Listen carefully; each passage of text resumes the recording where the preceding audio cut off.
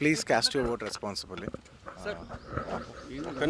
అంటే మొన్న మీరు నంద్యాల వెళ్ళారు కదా, మీ ఫ్రెండ్ కోసం వెళ్ళారు, మరి దానిపైన కొద్దిగా సోషల్ మీడియాలో వస్తుంది ఏంటి అసలు?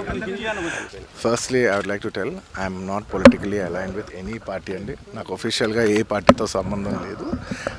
I'm neutral to all parties.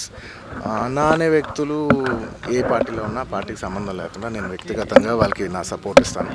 It could be my uncle Pawan Kalyan గారు. My love and support is always there for him. And లేదంటే నా ఫ్రెండ్ నంద్యాలలో రవి గారు అవ్వచ్చు, లేదంటే రేపు మా మావయ్య గారు చంద్రశేఖర్ రెడ్డి గారు కావచ్చు, లేదంటే రేపు మా బన్నీవాస్ కావచ్చు, ఎవరైనా కావచ్చు. పార్టీకి సంబంధం లేకుండా నేను వాళ్ళకి మద్దతు ఇస్తాను. And my support will be that to my close people.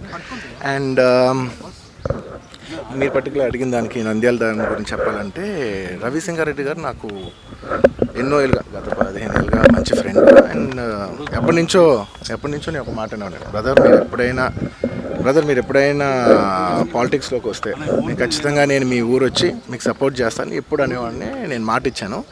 But 2019లో ఆయన యాక్టివ్ పాలిటిక్స్లోకి వచ్చిన తర్వాత నేను అప్పుడు రాలేకపోయాను, ట్వీట్ పెట్టాను. ఈ 2024కి వచ్చేసరికి అప్పటి నుంచి నా మనసులో ఉంది, అదే ఇలా మాట ఇచ్చాం కదా, ఖచ్చితంగా వచ్చి ఒకసారి నాకు కనపడాలని నా మనసులో ఉంది. అండ్ ఈసారి ఈ ఎలక్షన్లో ఆయన నించుందని తెలిసింది అంటే నేనే ఫోన్ చేసి, బ్రదర్ చెప్పాను కదా ఇలా వస్తానని, నేను వద్దాం అనుకుంటున్నాను చెప్పాను. వచ్చాను, నేను మా వైఫ్ పర్సనల్గా వచ్చి ఆయన ఊరు విజిట్ చేసి ఆయన ఇంటికి వెళ్ళి ఆయన్ని ఒక గుడ్ విల్ జెస్చర్ కింద ఆయన కలిసి బెస్ట్ విషెస్ చెప్పేసి వచ్చేసాను. భవిష్యత్తులో లేదు, థ్యాంక్ యూ.